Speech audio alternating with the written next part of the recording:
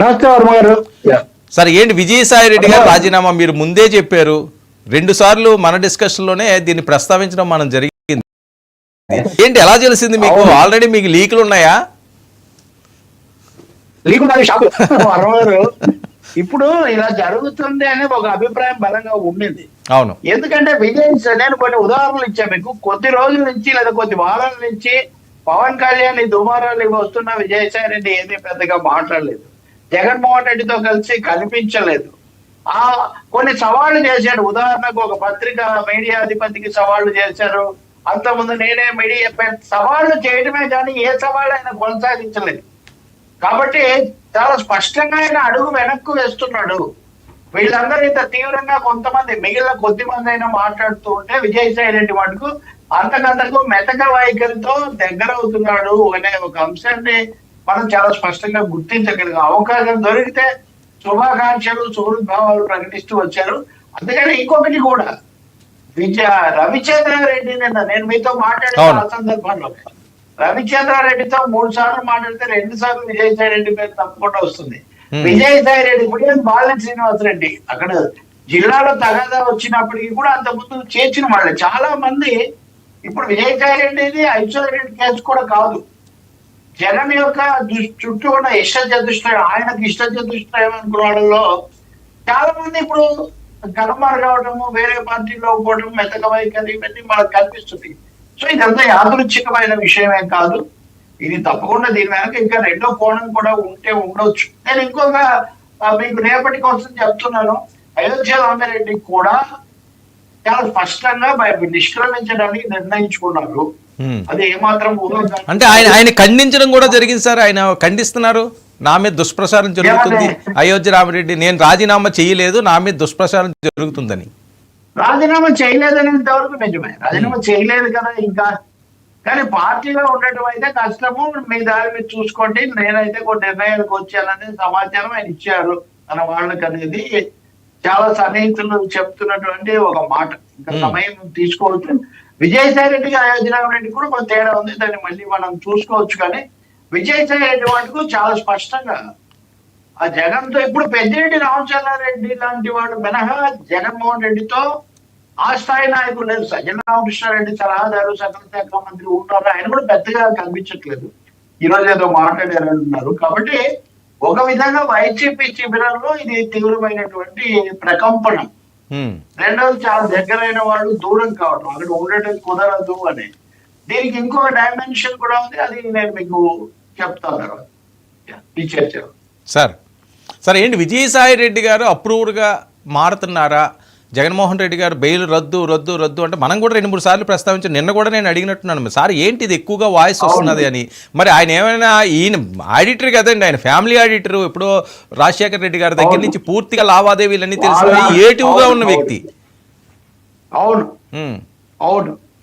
అంటే ఇక్కడ సందేహం వస్తుంది వర్మ, ఈయన అప్రూవర్ గా మారబోతున్నారా లేకపోతే ఈయన బీజేపీలోకి వెళ్ళడం అనేది ఒక విధమైన పొలిటికల్ ఫిట్ లో దీంట్లో ఏమన్నా ఉందా అని సందేహం కలుగుతుంది. ఎందుకంటే A2ను కాపాడినప్పుడు A1 మీద కూడా దాని ప్రభావం ఎలా ఉంటుంది, మిగిలిన కేసులు ఏంటి. నిన్న మన చర్చ వచ్చిన సందర్భం కూడా రఘురామకృష్ణరాజు వేసిన కేసు సందర్భంలో ఆ వాదించే లాయర్లు న్యాయ వ్యవస్థ మీద కూడా కొన్ని ఆరోపణలు, రెండవది సిబిఐ అనుకూలంగా వ్యవహరిస్తుంది, కుమ్మక్క అయిపోయింది జగన్ తో చెప్పినవి అని చూస్తాం. రెండో వైపున మనం భారత 10 రోజుల నుంచి చర్చిస్తున్నాం ఎన్డీఏ కూటమిలో వస్తున్నటువంటి కొన్ని రకాలైన అంతర్గత పరిణామాలు. ఇప్పుడు రవిచంద్రారెడ్డికి శాలువా కప్పి చేర్చుకున్న ఎవరు? ఆమె పురంధేశ్వరి గారు. వీళ్ళలో చాలా మంది టీడీపీకి ఇష్టం లేదు, వైసీపీ కీలక వ్యక్తులను జనసేన బీజేపీ చేర్చుకోవటం. కానీ ఆగడం లేదు, వీళ్ళు చేరడం అనేది కొనసాగుతూనే ఉంది. ఇప్పుడు విజయసాయి రెడ్డి పెట్టినటువంటి ఎక్స్ లో పెట్టిన ట్వీట్ లో ఆయన ఏమని చెప్పారు? 3 పాయింట్స్ చెప్పారు. ఒకటి, సరే జగన్మోహన్ రెడ్డి భారతి వాళ్ళ కృతజ్ఞతలు, నాకు అవకాశం ఇచ్చారని చెప్పారు. కానీ రాజ్యసభకు రాజీనామా ఇవ్వడంతో ఈ బంధం అయిపోయినట్టే కదా, ఇక వాళ్ళు ఇచ్చిన పదవి వదులుకున్నాడు కాబట్టి ఇదేం చేయలేదు. కానీ 9 ఏళ్ల నుంచి నాకు చాలా అండగా ఉన్న అమిత్ షాకు, మోదీ గారికి పూర్తి కృతజ్ఞతలు అని చెప్పారు. మొదటిది బీజేపీ ఆశీస్సులు. పవన్ కళ్యాణ్ నాకు ఎప్పుడు సన్నిహితుడు, నేను ఎప్పుడు దగ్గరగా ఉన్నాను అని ఒక రెండో ఇండికేషన్ ఇచ్చారు. చంద్రబాబుతో నాకేం పెద్ద తగడం లేదు, రాజకీయంగా తప్ప, మాట్లాడడం తప్ప అంటారు. నిజానికి ఏ భాషలో మాట్లాడారో అందరికి తెలుసు. అయినా జగన్మోహన్ రెడ్డికి ఒక దశలో ఆ యువ నటుడు చనిపోయినటువంటి సందర్భంలో వీళ్ళిద్దరు దగ్గరైనారని కొంతకాలం దూరం పెట్టిన సందర్భం కూడా ఉంది. మొత్తం మీరు చెప్పాలంటే ఈ ఎన్డీఏలో ఉన్న 3 పార్టీలకు కూడా గ్రీన్ సిగ్నల్. బీజేపీ మీద గౌరవం, పవన్ కళ్యాణ్ తో స్నేహం, తెలుగుదేశంతో సాధారణమైన సంబంధాలు. కాబట్టి ఎన్డీఏకు రీచ్ అవుట్. మీరు అన్నది వ్యవసాయం చేస్తానని, రాజకీయ వ్యవసాయం అనేది సందేహం కలుగుతుంది. రాజకీయ సేద్యం అయితే చేస్తాడు, ఎందుకంటే ఆయన వృత్తిగతంగా వ్యవసాయాన్ని కాదు, చార్టెడ్ అకౌంటెంట్, చాలా మంది విషయాలు తెలిసిన వాడు. తాత్కాలిక విరామం తీసుకోవచ్చు, అందులో ఏమి సందేహం లేదు. ఎప్పటికీ రాజ్యసభకు రాజీనామా చేశాక కొంత వ్యవస్థ అయితే తీసుకోవచ్చు. కానీ ఆయన బీజేపీతో ఉన్నారు, బీజేపీతో ఉంటారు, చేరతారు, చేరరు, కనబడతారు, కనబడరు. ఇది మనం ముందు ముందు సమయాన్ని బట్టి మనం చూసుకోవచ్చు. కానీ పూర్తిగా వాళ్ళకి తెలిసి వాళ్ళ ఆమోదంతోనే ఈ పని జరిగింది అనేది మటుకు మనం ఒప్పుకోవాలి. తెలుగుదేశం పార్టీకి ఇది ఏమంత సంతోషం కలిగించే పరిణామం కాదు. ఒక్కొక్కరు వైసీపీ నాయకులు వచ్చి జనసేనలోనూ బీజేపీలోనూ కలిసిపోతుంటే వాళ్ళు కాస్త మోతుబరులు. సార్ ఇప్పుడు ఏంటి విజయసాయి రెడ్డి గారు నాకు చిరకాల మిత్రుడు పవన్ కళ్యాణ్ గారి అండంలో ఆ పార్టీలోకి వెళ్ళే ఛాన్స్ ఉంటుందంటారా? మీకు సందేహం ఉంది వర్మ, నిన్న మీకు చెప్పిన దాంట్లో అది ఉంది. అంటే బీజేపీయా జనసేన అని ఇది వాళ్ళిద్దరి మధ్య అండర్స్టాండింగ్. అంటే అసలు మనం 3 పార్టీలు నాయకత్వం వహిస్తున్న తెలుగుదేశాన్ని కాదని ఈ 2 పార్టీల గురించి మాట్లాడుతున్నాము అంటేనే కొంత రాజకీయం మొదలైందని మనకి ఇక్కడ స్పష్టమవుతుంది.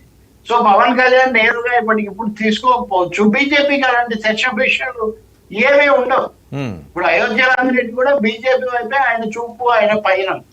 అందుకని అంతకుముందు తెలుగుదేశం అంతకుముందు వెళ్ళిన వాడు కూడా బీజేపీలో ఒకరు వెళ్ళారు, ఇది కృష్ణ గారు.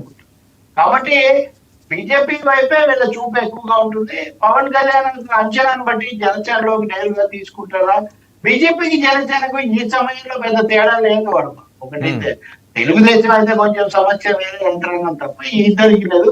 కాబట్టి విజయసాయి రెడ్డి రాజీనామా, నిష్క్రమణ ఒక రాజకీయమైన పునరేకీకరణ, rearrangement of within NDA లోపలే ఒక పునరేకీకరణ జరగడాన్ని మనకు సూచనగా చెప్తే. ఇందాక రఘురామ కృష్ణరాజు మాట్లాడేది వింటున్నారు ఎక్కడో. ఆయన వచ్చారా అప్పుడే ఫీల్డ్ లోకి? మరి మాటలా చాలా మంది వచ్చారు.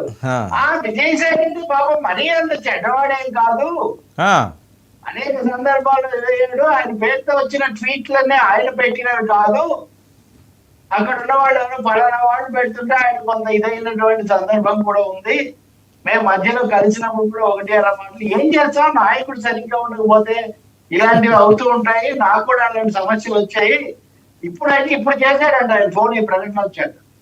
సార్ చక్రబంధంలో జగన్మోహన్ రెడ్డి గారు మరి చక్రబంధంలో ఇంక ఇరుక్కున్నట్టేనా?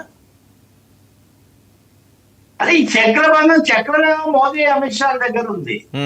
ఈ చక్రం వాళ్ళు ఎవరి మీద ప్రయోగిస్తారు? ముఖ్యంగా బీజేపీని పెంచుకోవడం, బీజేపీ నాయకత్వంలో కలిసి వచ్చే వాళ్ళని పెంచుకోవడం వాళ్ళ ఉద్దేశం.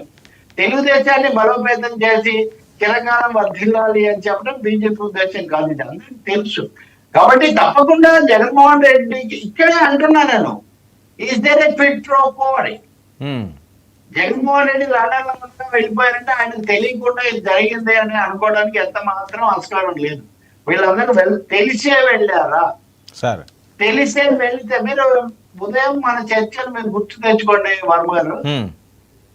జగన్మోహన్ రెడ్డి మీద చాలా ప్రత్యక్షమైన కక్ష సాధింపు చర్యలు పెద్దగా తీసుకోము అని బీజేపీ ఒక మాట వీళ్ళ దగ్గర తీసుకుంది.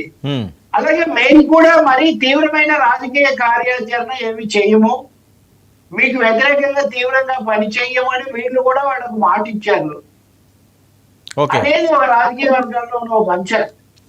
కాబట్టి ఇప్పుడు విజయసాయి రెడ్డి రాజీనామా చేసి ఎంతసేపు అయిందండి? నేను ఇప్పుడు 3వ మాట్లాడుతున్నా.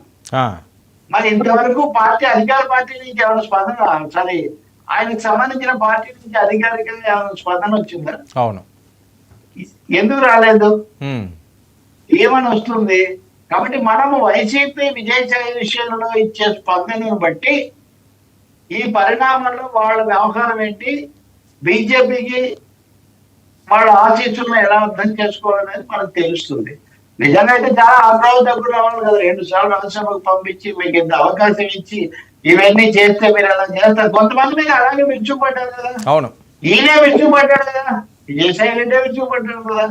కాబట్టి ఈ మౌనం, ఈ సంయమనము దేనికి అంటే ఈ వైసీపీ కొంత సమయం తీసుకొని తలుచుకున్నట్టుగా కనిపిస్తుంది. చంద్రబాబు అదే ఆందోళన పరుస్తుంది. వీళ్ళందరూ అందరి దారి కమలం దారి అయితే కమల్ ఏదో జరిగిపోతుందేమో, కానీ ఆయన కూడా ఏం చేయలేదు. ఎందుకంటే ఆయనకున్న కేసులు, ఆయనకున్న సమస్యలు కూడా ఆయనకున్నాయి. సో ఇది బీజేపీ బిగ్ బ్రదర్ అంటుంటాం కదా మనం ఎప్పుడు. Is all big brothers biggest game అనుకోవాలి. అందులో బిగ్ ఫిష్ విజయసాయి రెడ్డి. చాలా మంది చిన్న వాళ్ళు మారారు కానీ. సరే, thank you so much Ravi గారు. చూద్దాం దీని పర్యవసానం.